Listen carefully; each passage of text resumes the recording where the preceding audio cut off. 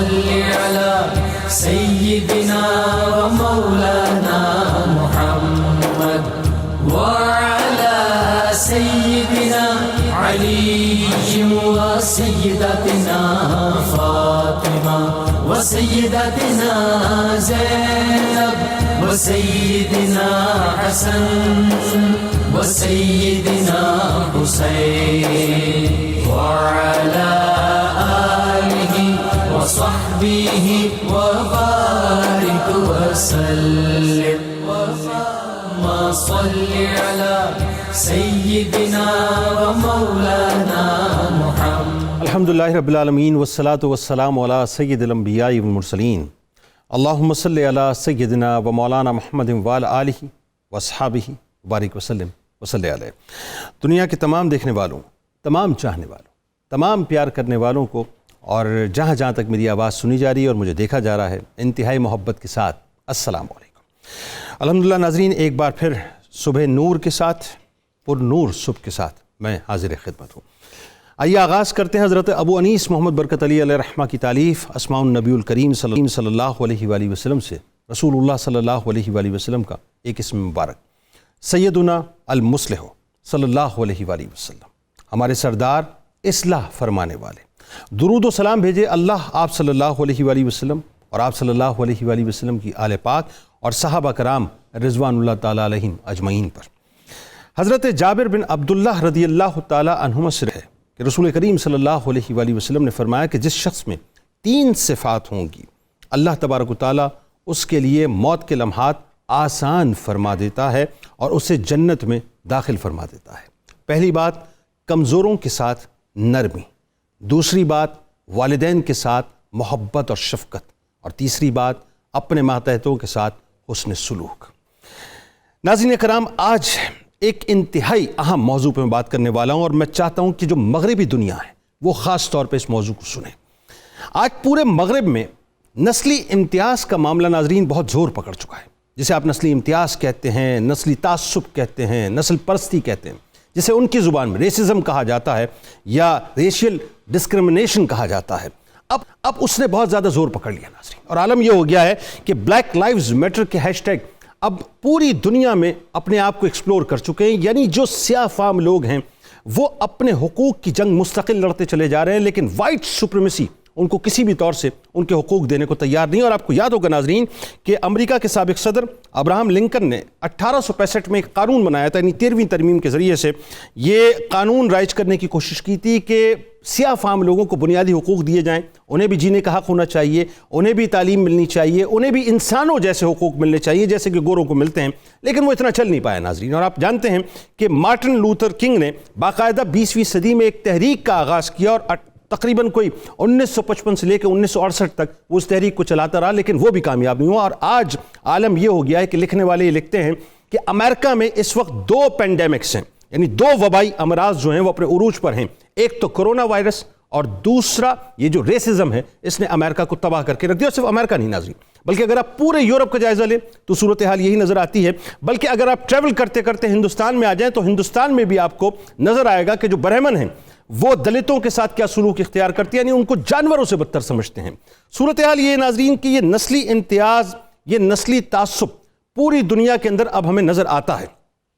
انسانوں کو انسان نہیں سمجھا جاتا، بلکہ جب یہ لوگ بات کرتے ہیں تو بات کرتے کرتے ایک زمانے میں وہ جو میگنا کارٹا نے ایک دستاویز دی تھی اس کا حوالہ دیتے ہیں. میگنا کارٹا 800 برس پہلے کی بات ہے ناظرین، لیکن میرے آپ کے آقا و مولا صلی اللہ علیہ وآلہ وسلم نے 1450 برس پہلے خطبہ حجت الوداع میں ببانگ دہل پوری دنیا کے لیے ایک سپریم چارٹر دے دیا تھا، جس میں یہ فرما دیا تھا کہ کسی عربی کو کسی عجمی پر، کسی گورے کو کسی کالے پر، کسی کالے کو کسی گورے پر، کسی عجمی کو کسی عربی پر کسی قسم کی کوئی فوقیت نہیں ہے سوائے تقوی کے. اور اس کی عملی مثال کیا ہے ناظرین کہ حضرت بلال حبشی رضی اللہ تعالیٰ عنہ غلام بنا کے لائے گئے تھے نا، لیکن قربان جائیے رسول اللہ صلی اللہ علیہ وآلہ وسلم پر کہ آپ نے ان کو، یعنی جو غلام تھے ان کو رہتی دنیا تک امت کا آقا بنا دیا کہ سیدنا عمر فاروق رضی اللہ تعالیٰ عنہ آپ کو سیدنا بلال رضی اللہ تعالیٰ عنہ کہہ کے پکارتے تھے. یعنی رسول اللہ صلی اللہ علیہ وآلہ وسلم کے سب سے پہلے خزانچی، یعنی جسے آپ یوں کہہ لیجئے کہ فائنانس منسٹر، یا یوں کہہ لیجئے کہ دنیا اسلام کے سب سے پہلے مؤذن کوئی اور نہیں تھے ناظرین، حضرت بلال حبشی رضی اللہ تعالیٰ عنہ تھے۔ یہ میسج بنیادی طور پہ آج مغرب میں جانا چاہیے کہ اگر تمہیں فلاح چاہیے اور کامیابی چاہیے تو پھر ادھر ادھر دیکھنا چھوڑ دو۔ یہ بلیک لائیوز میٹر اگر یہ میٹر کرے گی اور اس میٹر کو اگر سمجھا جائے گا تو صرف دین اسلام کے دائرے میں آ کر ہی سمجھا جا سکتا ہے، اور اس کا حل آپ کو یہیں سے ملے گا۔ ہمارے ساتھ اس وقت 3 شخصیات موجود ہیں۔ پہلی شخصیت آپ کے ہمارے ہم سب کے انتہائی قابل احترام ہیں، ممتاز عالم دین، بہت ہی میٹھی اور مدلل گفتگو کرتے ہیں، محترم جناب مفتی محمد فاروق القادری صاحب۔ دوسری شخصیت آپ کے ہمارے ہم سب کے انتہائی قابل احترام ہیں، سینئر صحافی ہیں، کیا خوبصورت گفتگو کرتے ہیں، کیا خوبصورت تجزیہ اور کیا خوبصورت لکھتے ہیں، گروپ ایڈیٹر ہیں روزنامہ 92 نیوز کے محترم جناب سید ارشاد احمد عارف صاحب۔ اور تیسری شخصیت معروف عالم دین، اسلامک اسکالر، بہت ہی خوبصورت انتہائی مدلل گفتگو کرتے ہیں، جناب علامہ محمد احمد برکاتی صاحب۔ آپ تینوں کو میں خوش آمدید کہتا ہوں، السلام علیکم۔ وعلیکم السلام۔ مفتی صاحب آپ سے بات کا آغاز کرتے ہیں۔ یہ جو اس وقت وبا، جیسے ابھی جارج فلوئڈ کا واقعہ ہوا، جارج فلوئڈ کے واقعے کے بعد ایک دم آگ لگی پورے امریکہ میں، یعنی نظام درم برم ہو گیا، کرفیو لگ گیا، ایک عجیب صورتحال پیدا ہو گئی۔ یعنی یہ جو ہیش ٹیگ ہے بلیک لائیوز میٹر، سرکار مدینہ صلی اللہ علیہ وآلہ وسلم نے تو 1450 برس پہلے ہی بتا دیا کہ ہر زندگی جو ہے اس کی اپنی ایک اہمیت ہے اور اس کی حیثیت ہے۔ بسم اللہ الرحمن الرحیم۔ جنید صاحب، بات یہ ہے کہ اللہ تعالیٰ نے جو دستور اور ضابطہ نظام حیات کا انسانیت کو دیا ہے، اسی کو ہی فالو کر کے انسانیت معتدل، خوشگوار اور مساوات پر مبنی، جس میں ہر انسان دوسرے کے حقوق کا لحاظ رکھتا ہو، وہ معاشرہ تشکیل پا سکتا ہے۔ آج نہیں تو کل ایک دن انسانیت کو اسی جانب آنا پڑے گا، کوئی تسلیم کرے یا نہ کرے۔ 14.25 صدیاں گزرنے کے باوجود بھی انسان جو اپنے تجربات سے سیکھ کر نتیجہ نکالتا ہے، اگر اس نتیجے پر غور کیا جائے تو وہ وہی ہوتا ہے جو سیرت رسول کے کسی نہ کسی گوشے سے انسانیت کو ملا ہوا ہے۔ ایسے یوں ہم کہہ سکتے ہیں کہ اس 63 سالہ زندگی میں ہی انسانیت کے خوبصورت اور معتدل اور بہترین معاشرے کی تشکیل ہے۔ ادھر ہی رخ کیا جائے گا تو بقا ہوگی انسانیت کی۔ اس سلسلے میں اگر ہم اسلام کے ان ضابطوں کو دیکھیں تو انسانی ذہن فوراً اطمینان بخش نتیجہ نکالتا ہے، اور اسی میں اعتدال کو اور احترام کا سر اور راز مضمر پاتا ہے۔ قرآن مجید کی سورہ حجرات کی آیت نمبر 13 میں اللہ تعالیٰ نے خود انسانیت کو مساوات کا سبق دیا، امتیاز کے خاتمے کا درس دیا۔ ارشاد فرمایا، یا ایھا الناس انا خلقناکم من ذکر و انثی، اے لوگو ہم نے تمہیں ایک مرد اور ایک عورت سے پیدا کیا، اصل کے اعتبار سے تم سب ایک ہو۔ ہم نے کوئی تمہارا گورے یا کالے ہونے کا، امیر یا غریب ہونے کا، برادری یا کاسٹ کا کوئی فرق نہیں رکھا، تم سب ایک ماں اور ایک باپ سے پیدا ہوئے ہو۔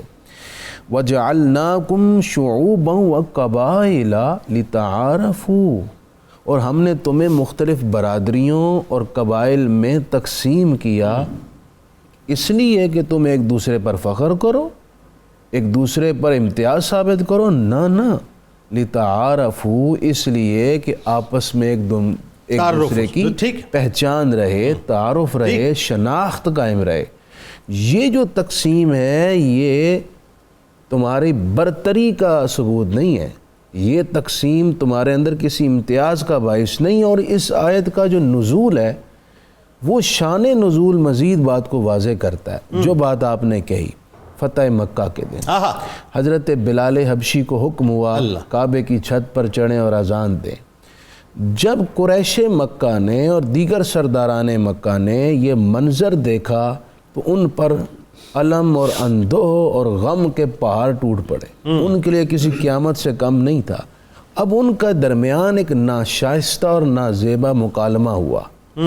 عتاب کہنے لگا، اچھا ہوا، شکر ہے میرا باپ یہ روح فرسا منظر دیکھنے سے پہلے ہی مر گیا، ورنہ وہ یہ دیکھ کر برداشت نہ کر پاتا۔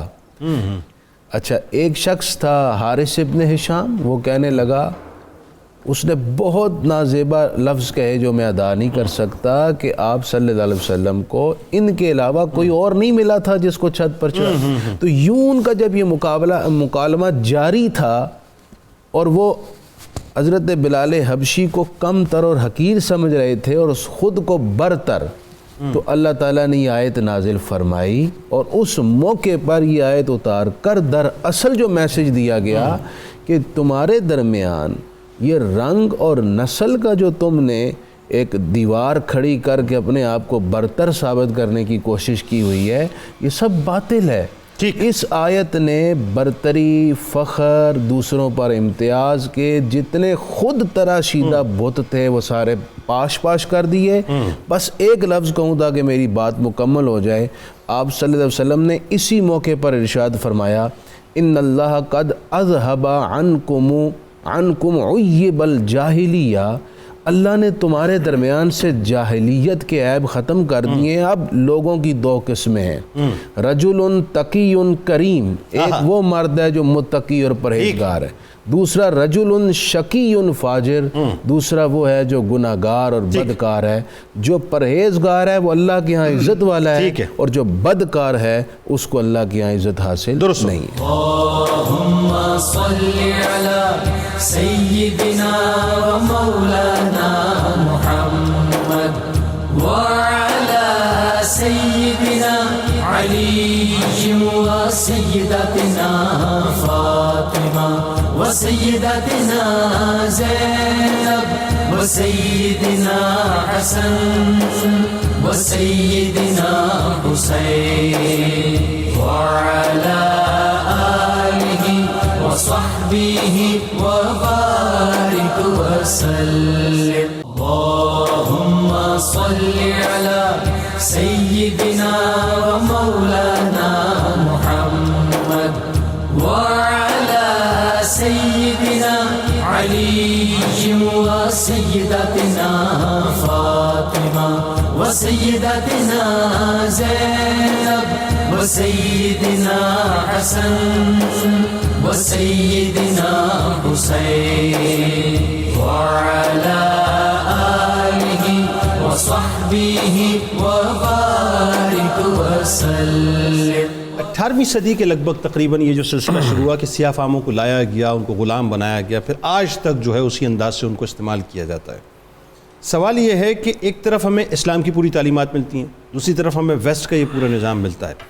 ایک بنیادی مسئلہ کیا ہے صاحب کہ آج پوری دنیا میں نعرے تو لگ رہے ہیں، لیکن فلاح تو اصل میں وہی ہے نا، اور اس فلاح کو سمجھنے کے لیے بہت آسان سی بات ہے کہ اسلامی تعلیمات بھی جا رہی ہیں، لیکن کیا وجہ ہے کہ اس کو یا تو وہ سمجھنا نہیں چاہتے یا اس کو سمجھتے ہوئے جو ہے اپنانا نہیں چاہتے؟ کیا معاملہ ہے؟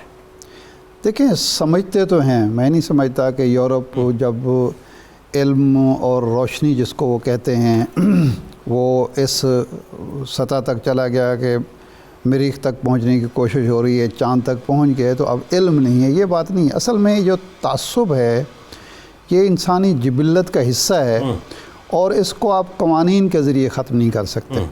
رسول اللہ صلی اللہ علیہ وسلم نے جو طریقہ اختیار کیا یا انبیاء کا جو طریقہ ہے یا الوہی طریقہ یہ ہے، وہ ہے تربیت کا طریقہ۔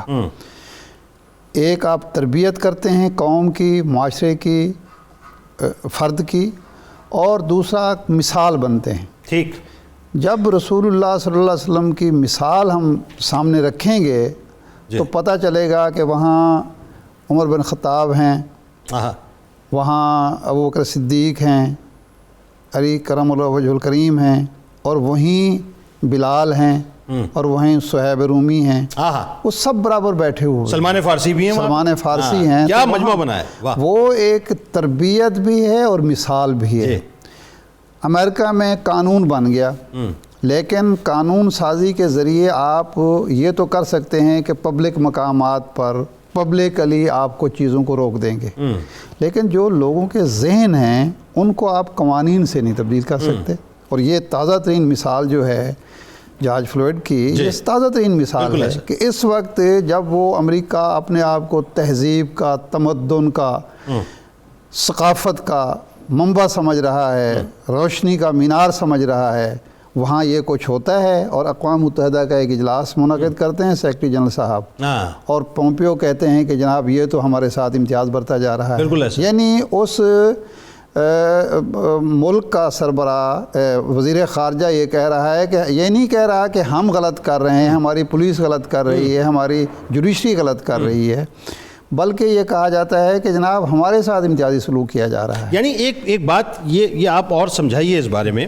مجھے تو ایسا لگتا ہے کہ یہ جو ابھی امریکہ کی جو نائب صدر کملا ہیرس جو آئی ہے اور خواتین کی نمائندگی، لیکن مجھے ایسا لگتا ہے کہ سیاہ فام لوگوں کی جو ایک جو سمجھ لیجئے کہ ایک ان کا جو مظاہرہ چل رہا تھا اس کو ٹھنڈا کرنے کے لیے انہوں نے فیس چینج کیا ہے. کچھ ایسی بات بھی نظر آتی ہے آپ کو؟ اس میں ہے، یقیناً کوشش کی گئی ہے، لیکن اس کا ایک دوسرا پہلو بھی ہے. امریکہ میں نسلی امتیاز کی طرح صنفی امتیاز بھی بہت زیادہ ہے. یہ ہمارے ناظرین کو شاید یہ عجیب سی بات لگے گی. دیکھیے ہیلری کلنٹن جو تھی اپنے وقت کی ایک مقبول عورت تھی. کلنٹن 2 دفعہ پریزیڈنٹ بنا. اس دور میں اس نے بڑی خدمات انجام دیں، بہت آگے رہتی تھیں اور سمجھا یہ جاتا تھا کہ بہت پاپولر ہیں. ڈیموکریٹس نے یہ سمجھا کہ اس کو اگر ہم پریزیڈنشل کینڈیڈیٹ بنا دیں تو ہم آرام سے صدارتی انتخاب جیت جائیں گے. لیکن وقت نے ثابت کیا کہ صنفی امتیاز اس قدر ہے کہ ہیلری کلنٹن کی بجائے انہوں نے ایک اوباما کو ترجیح دی، اوباما کو پریزیڈنٹ بنا دیا اور 2 ٹرمیں دے دیں، لیکن ہیلری کو نہیں بنایا. اچھا، یہ آپ امریکہ کی بات کر رہے ہیں نا؟ امریکہ کی کسی گاؤں گوٹ کی تو بات نہیں کر رہے ہیں نا؟ ہم نے پاکستان میں 1965 میں ایک خاتون کو صدارتی امیدوار بنایا. وہ بدقسمتی کی بات ہے کہ محترمہ فاطمہ جناح صدر نہ بن سکیں، اس میں کہا جاتا ہے دھاندلی ہوئی، لیکن جتنے ووٹ محترمہ فاطمہ جناح کو پڑے وہ سب کے سامنے ہیں. 1965 میں، اور وہاں کملا ہیرس پہلی دفعہ 2020 میں نائب صدر کے طور پر آئی ہیں. اور اس کو یہ کہنا پڑا کہ یہ نہ پہلی مرتبہ ہے نہ آخری مرتبہ ہے. یعنی یہ ہے صنفی امتیاز کا عالم امریکہ بہادر میں. ہم مسلمان بدترین حالات میں بھی، برے حالات میں بھی، ہم رسول اللہ صلی اللہ علیہ وسلم کی تعلیمات سے بہت دور ہیں. ہم لوگ کہتے ہیں ہم انسانیت سے بہت دور ہیں، لیکن ہمارے ہاں کوئی نسلی امتیاز نہیں ہے، کوئی صنفی امتیاز نہیں ہے، اس قدر نہیں ہے جتنا یورپ اور امریکہ میں. بالکل ٹھیک ہو گیا. یہ ہے وہ رسول اللہ صلی اللہ علیہ وسلم کی تعلیمات کی برکت اور تعلیمات کا اثر کہ آج بھی گناہ گار سے گناہ گار مسلمان جو ہے وہ اس بات سے توبہ کرتا ہے کہ میں اس جرم کا مرتکب ہوں جس میں امریکہ ملوث ہے، جس میں یورپ ملوث ہے. سر وہ ہے نا کہ ایک ہی صف میں کھڑے ہو گئے محمود و ایاز، نہ کوئی بندہ رہا نہ کوئی بندہ نواز. تو ہمارے ہاں تو یہ ہے کہ اگر کوئی شخص سیاہ فام ہے، ایک ہی مسجد میں ایک ہی صف میں ایک امیر بھی کھڑا ہے تو ایک غریب بھی کھڑا ہے، ایک نوکر بھی کھڑا ہے تو ایک آقا بھی کھڑا ہوا ہے، ایک خوبصورت ترین آدمی کھڑا ہے جسے آپ گورا کہیں، اور ایک سیاہ فام بھی کھڑا ہے. تو ہمارے یہاں تو کچھ ایسی نسل پرستی یا نسلی امتیاز ہے ہی نہیں. یہاں پہ علامہ صاحب ایک بات دیکھیں، یہ ڈیٹیل گفتگو تو بہت ہوئی، مفتی صاحب نے بھی فرمایا اور سعید صاحب نے بھی بات فرمائی. میں چاہتا ہوں تھوڑا سا آپ اس کا تقابل کیجئے کہ کیا وجہ ہے آج جو ویسٹ میں جو کچھ بھی ہو رہا ہوتا ہے، وہ تو کتوں کے حقوق کی بھی بات کرتے ہیں صاحب، وہ تو یہ کہتے ہیں کہ ہمارے یہاں کتوں کے حقوق ہیں. اور عالم یہ ہے کہ اتنا دوہرا معیار ہے، اتنا جھوٹ اور اتنی منافقت ہے کہ انسانوں کے حقوق کی وہاں پہ خیال نہیں کیا جا رہا. ہم کیا مس کر رہے ہیں؟ ہمارے پاس تو قرآن بھی ہے، احادیث بھی ہیں، سنت رسول صلی اللہ علیہ وآلہ وسلم بھی ہے. میسج صحیح تو دیکھیں، میں آج بات کر رہا ہوں مغرب میں میسج پہنچانے کی، ہمارا میسج صحیح نہیں پہنچ رہا یا ہمارا کمیونیکیشن گیپ ہے؟ کیا مسئلہ ہے؟ بسم اللہ الرحمن الرحیم. یقیناً یہ موضوع جو ہے وہ سب کے لیے نہ صرف توجہ کا طلبگار ہے بلکہ عمل کا بھی طلبگار ہے. اور چاہے اس کا تعلق کسی بھی کمیونٹی سے ہو، کسی بھی مذہب سے ہو، ہر بندے کو اس پہ غور کرنا چاہیے. ہر اس بندے کو جو اس معاشرے کو، دنیا کو صحیح سلامت دیکھنا چاہتا ہے. ہم اس کے لیے تھوڑا پیچھے چلیں تو زیادہ بات آسانی میں سمجھ آئے گی کہ سب سے پہلے نسلی تفاخر کیا کس نے، اور اس کے بعد آگے بات چلی ہے. یہ نسلی تفاخر تو میں سمجھتا ہوں اس وقت سے شروع ہوا جب اللہ تعالیٰ نے حضرت سیدنا آدم علیہ السلام کو تخلیق فرمایا اور شیطان سے کہا سجدہ کرو، تو اس نے کہا تھا انا خیر منہ، میں اس سے بہتر ہوں. یہ ابتدا جنوں کی نسل سے ہوئی، شیطان جنوں سے تھا، اس نے تفاخر کیا انا خیر منہ کہہ کر، خلقتنی من نار و خلقتہ من طین. تو اس بات کے بعد ہم دیکھتے ہیں کہ نسل آدم میں یہ چیز کب سرایت کر گئی؟ یہ اس وقت ہوئی جب قابیل اکلیمہ کو لے کر چلا گیا، ٹھیک ہے، اس نے یہ اپنا تفاخر کا سلسلہ قائم کیا کہ حابیل کے مقابلے میں زیادہ اس کے لیے بہتر ہوں، بیسٹ ہوں۔ اب اس کے بعد وہ سلسلہ چلا۔ اب جتنی ہم ابھی آیات ڈسکس ہو رہی تھیں، سورۃ النساء کی ابتدا میں بھی اللہ تعالیٰ نے پہلی آیت میں بھی ارشاد فرما دیا کہ ہم نے آپ کو ایک نفس، ایک انسان اور ایک عورت سے پیدا کیا ہے، تو اس کا یہ مطلب ہے کہ حضور صلی اللہ علیہ وسلم کے دور مبارک سے پہلے بھی یہ چیز انتہائی عروج پر تھی، اسی لیے اللہ تعالیٰ کو اس کا رد کرنے کے لیے قرآن پاک میں آیات کا نزول کرنا پڑا۔ اب اس کے بعد ہم مزید دیکھتے ہیں کہ اسلام نے دیا کیا اور آج ویسٹ جو ہے کس نہج پہ ہے اور ہونا کیا چاہیے۔ اسلام نے تو یہ دیا کہ خود نبی کریم صلی اللہ علیہ وسلم نے اپنی فیملی کے اندر سوائے حضرت سیدہ زینب بنت جہش کے باقی تو تمام خواتین جن سے نکاح کیا تھا وہ آؤٹ آف کاسٹ یا آؤٹ آف فیملی کیا ہے آپ نے۔ یہ اس کا مطلب ہے کہ اگر تفاخر ہوتا تو بنی ہاشم جن کو تفاخر حاصل تھا اس زمانے میں بھی، تو کبھی بھی وہ باہر شادیاں نہ کرتے جبکہ اپنے ہاں رشتے موجود تھے۔ ویسٹ نے اس سے کیا لیا ہے؟ ویسٹ کہتا ہے ہمارے کتوں کے حقوق ہیں، یہ تو کہتا ہے اپنے انسانوں کے حقوق نہیں تسلیم کرتا۔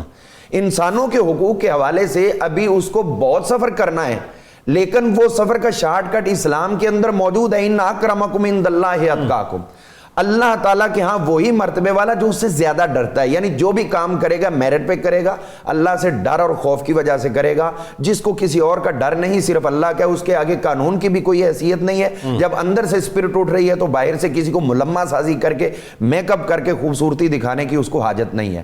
آج یورپ کو میں کہتا ہوں کہ یہ کیوں ضرورت ہے، امریکہ کو کیوں ضرورت ہے ملمہ سازی کرنے کی؟ یہ میک اپ جو انہوں نے انسانیت کے نام پہ کیا ہے، اصل کے اندر اس کے پیچھے ان کا بھیانک چہرہ ہے، اور وہ یہی ہے کہ انہوں نے ابھی تک بھی وہ گورے اور کالے کے چکر سے نہیں نکل سکے جس چکر سے نبی کریم صلی اللہ علیہ وسلم نے نکالا تھا۔ طارق بن زیاد کون تھے؟ وہ غلام ہی تو تھے جن کے ہاتھوں سے پورا اسپین فتح کروایا گیا۔ ہم دیکھیں ابھی ذکر کیا، ایک ہی صف میں کھڑے ہو گئے محمود و ایاز، یہ آپ نے پڑھا۔ آپ دیکھیے سلطان اورنگزیب عالمگیر رحمۃ اللہ علیہ جب مسجد دہلی کے اندر جمعے کی نماز پڑھنے آتے ہیں تو رش کی وجہ سے آخری صف جہاں جوتے اتارے جاتے ہیں وہاں تک لائنیں بنی، وہاں پر آپ نماز پڑھنے کے لیے کھڑے ہو جاتے ہیں، اور آگے وہ بندہ نماز پڑھ رہا ہے جس کے پاؤں میل سے اٹے ہوئے، جو کاندھے پہ مشک ڈال کر لوگوں کے گھروں میں پانی بھرا کرتا تھا، اس کے قدموں کے ساتھ آپ کا سر لگ رہا ہے اور آپ نے اپنے سر کو سجدے میں رکھا ہوا۔ اس سے بڑھ کے اور نسلی کیا امتیاز اسلام ختم کر سکتا ہے؟ ہمارے جو صالحین حکمران گزرے انہوں نے پریکٹیکلی ان چیزوں کو لانچ کیا ہے، لوگوں کو دکھایا ہے۔ آج بھی اگر ہم دیکھتے ہیں تو جتنے بھی پوری دنیا کا اگر کوئی وزٹ کر لے، جتنے بھی تفاخر کے قوانین ہیں وہ سارے کے سارے یورپ کے اندر ہیں، ان کو تبدیل کرنا چاہیے۔ بڑا امپورٹنٹ نقطہ، اس پہ میں کلام کروں گا اور میں چاہتا ہوں کہ ذرا اس پہ بھی بات ہونی چاہیے، کیونکہ ظاہر ہے جہاں ویسٹ کی بات کر رہے ہیں وہاں جو ہمارے اندر امراض موجود ہیں اس پہ بھی کلام ضرور ہونا چاہیے۔ ناظرین ہمارے ساتھ رہیں، بلکہ ہم سب مل کے چلتے ہیں سرکار مدینہ صلی اللہ علیہ وآلہ وسلم کی بارگاہ اقدس میں اور درود پاک کا نذرانہ پیش کرتے ہیں۔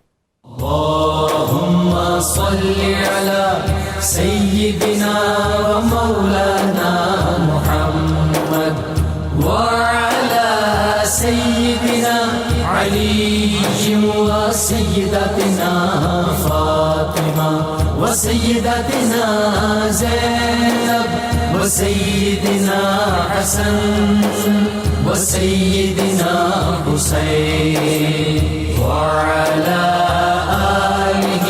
وصحبه وبارك وسلم اللهم صل على سيدنا ومولانا محمد وعلى سيدنا علي وسيدتنا فاطمة وسيدتنا زينب وسيدنا حسن وسيدنا حسين وعلى آله وصحبه وبارك وسلم اللهم صل على سيدنا ومولانا محمد خوش آمدید خواتین و حضرات، ایک بار پھر صبح نور میں حاضر ہوں۔ ناظرین کرام، بڑی اہم بات علامہ صاحب فرما رہے تھے اور میں چاہتا ہوں کہ اس پہ بھی تھوڑا سا ہم کلام کریں۔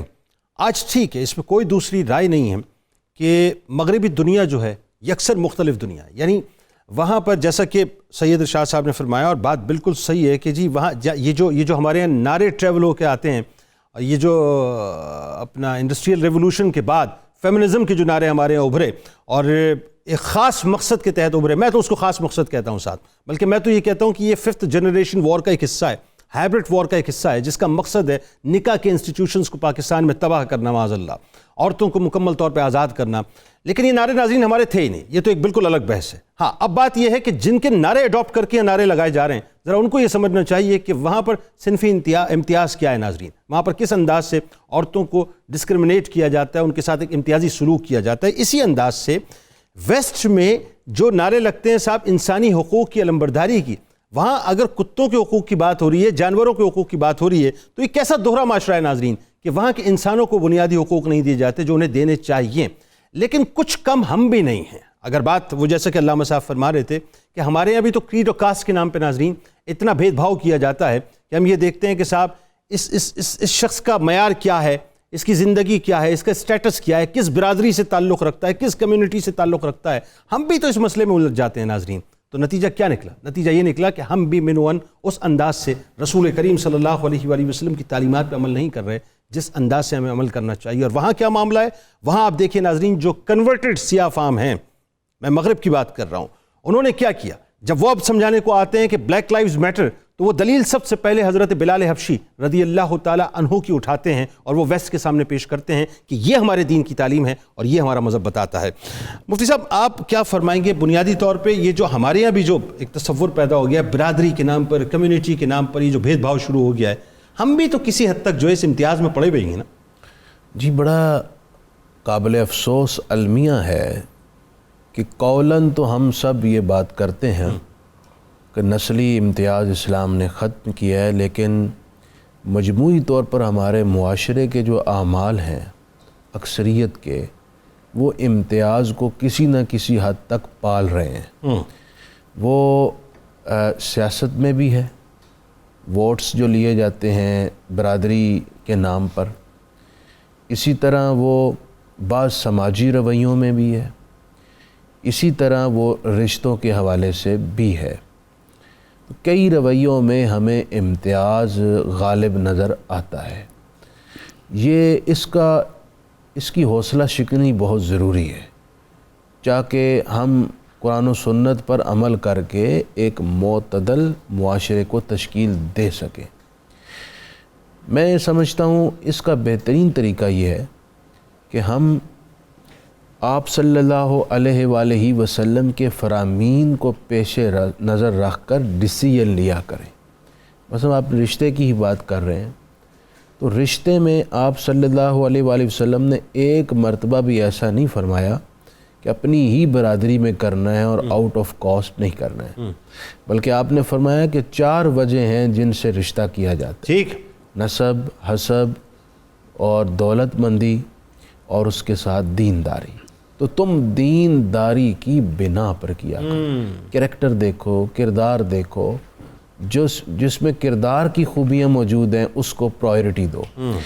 آپ صلی اللہ علیہ وسلم نے عملی طور پر، جیسے کہ ارشاد عارف صاحب نے بہت خوبصورت بات ارشاد فرمائی تھی کہ عملی طور پر آپ صلی اللہ علیہ وسلم نے تربیت فرمائی صحابہ کرام. آج عملی تربیت کی ضرورت ہے. مثلاً آپ یہ دیکھیں کہ جب مدینہ منورہ میں آپ تشریف لائے، مسجد نبوی کی بنیاد رکھی، صحابہ اکرام اس کے لیے اینٹ پتھر اٹھا رہے ہیں. آپ صلی اللہ علیہ وسلم ایک طرف ہو کر بیٹھ نہیں گئے بلکہ صحابہ اکرام کے ساتھ آپ بھی اینٹ پتھر اٹھا رہے ہیں. غزوہ خندق کا موقع ہے، خندق کھودی جا رہی، صحابہ اکرام نے پیٹ پر بھوک کی وجہ سے پتھر باندھے تو آپ صلی اللہ علیہ وسلم نے بھی باندھے. یوں ہی مجھے آخری بات کہنی ہے کہ اس کے ساتھ ساتھ آپ نے غریب اور امیر کا بھی کوئی فرق نہیں رہنے دیا.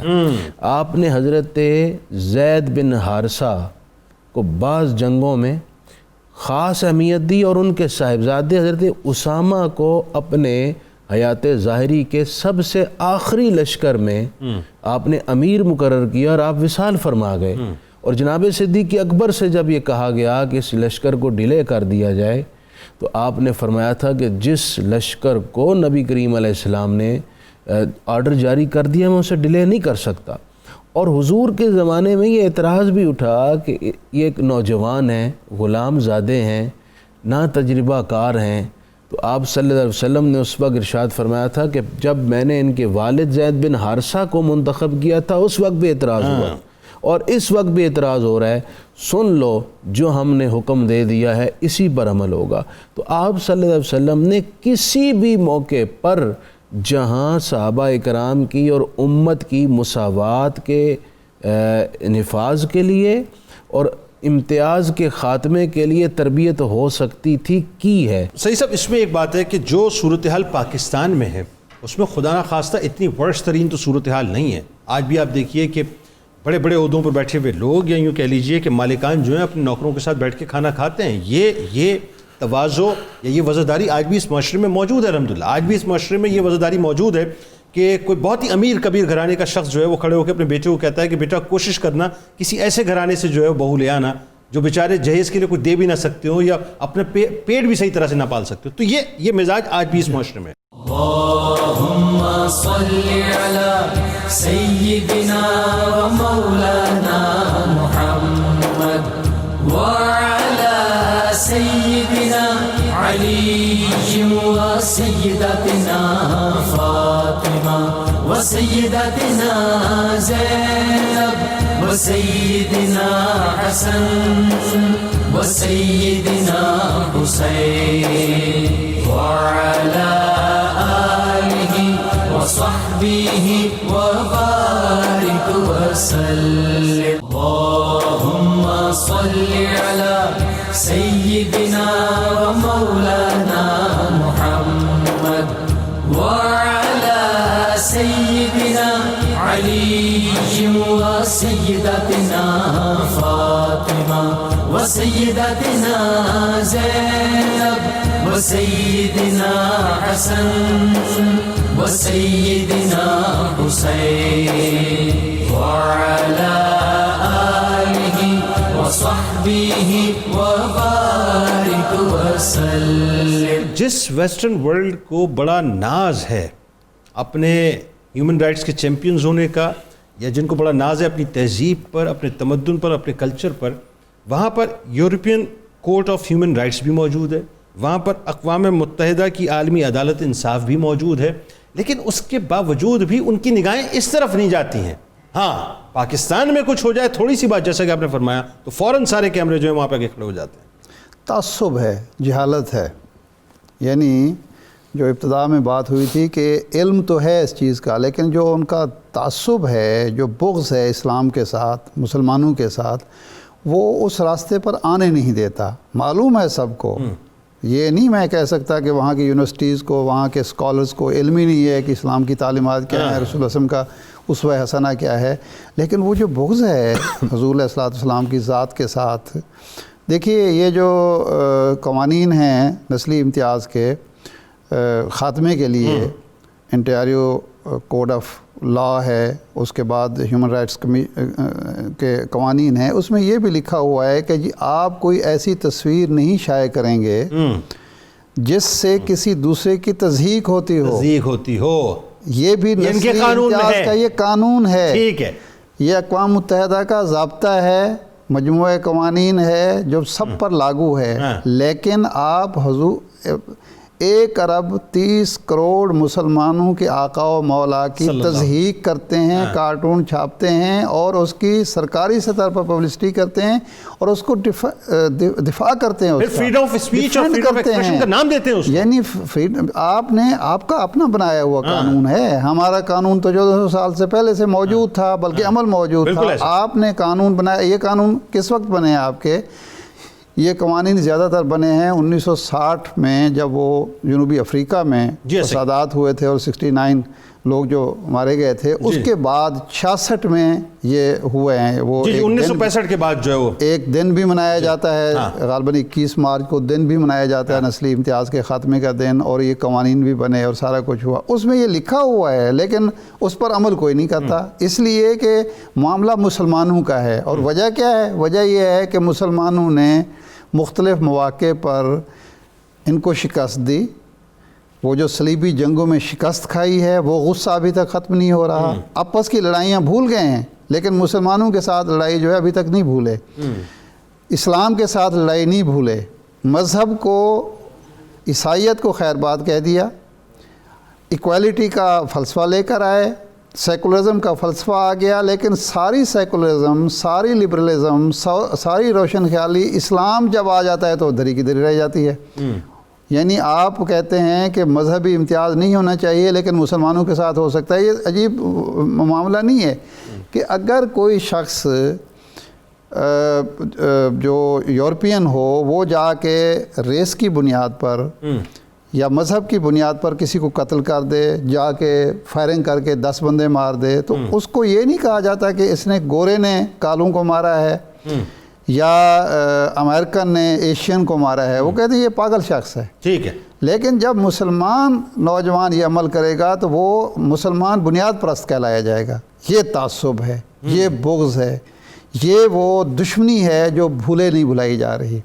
قوانین موجود ہیں. نیوزی لینڈ میں یہی تو ہوا نا، نیوزی لینڈ میں بھی یہی کچھ ہوا نا، جب مسجد حملہ کیا اس کو پاگل قرار دینے کی کوشش کی دیا گیا.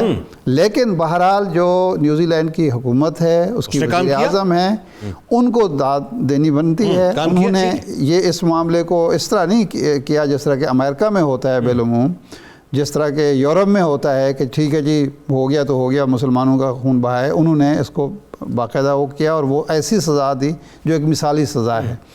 تو یہ فرق ہے ہمارے اور ان کے درمیان کہ ہمارے ہاں جو کچھ ہو رہا ہے وہ جہالت کی بنیاد پر ہو رہا ہے، وہاں جو کچھ ہو رہا ہے جان بوجھ کر ہو رہا ہے. میں جو کہنا چاہتا ہوں، یہاں اگر کوئی شخص نسلی امتیاز کی بات کر رہا ہے، زبان کی بنیاد پر گمراہ کر رہا ہے، تو جہالت کی بنیاد پر، اسلام سے دوری کی بنیاد پر کر رہا ہے. اپنے مذہب سے، اپنے رسول صلی اللہ علیہ وسلم کی تعلیمات سے دور ہو کر وہ یہ کر رہا ہے، بے بہرا ہو کے کر رہا ہے، بے بہرا ہو کے کر رہا ہے. اور متاثر ہے کسی ہٹلر سے، متاثر ہے کسی مسولینی سے، متاثر ہے کسی مودی سے. جی ہمارے ہاں ایسا کوئی نہیں ہے جو رسول اللہ علیہ وسلم کا نام لیوا ہو، رسول اللہ علیہ وسلم کی تعلیمات جانتا ہو اور اس کے بعد اس طرح کی حرکت کر رہا ہو. اچھا، اب اس بات کو تھوڑا سا آگے سمیٹتے ہوئے کہ یہ جو نسلی امتیاز ہے یا مذہبی امتیاز ہے، کیونکہ بات کھل کے بہت آگے تک چلی گئی، یہ پوری دنیا کو اپنے لپیٹے میں لیے ہوئے.